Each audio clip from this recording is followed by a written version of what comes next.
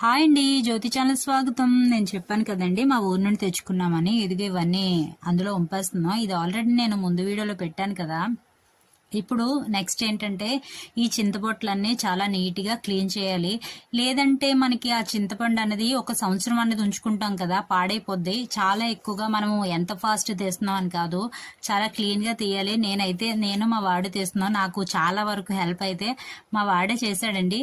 ఎక్కువగా అయితే ఇది పిల్లలు చాలా సరదాగా ఇష్టపడతారు. మా వాడైతే అలాగే సరదాగా తీస్తూ నాతో మాట్లాడుతూ మా చింతపండు అయితే తొక్క తీయడం అయితే కంప్లీట్ అయిపోయిందండి. కానీ ఒక్క చిన్నది కూడా ఉండకూడదు ఆ పెంకు, ఎందుకంటే మనం ఇయర్ మొత్తం స్టోరేజ్ చేసుకుంటాం కదా. మొత్తానికైతే మా చింతపండు అయితే పెంకు తీయడం అయిపోయింది. ఇప్పుడు పిక్క తీయాలండి. అది కూడా నేను వీడియో పెడతాను, దాన్ని కూడా మీరు చూడండి. ఎలా అనిపించిందో కామెంట్ చేయండి.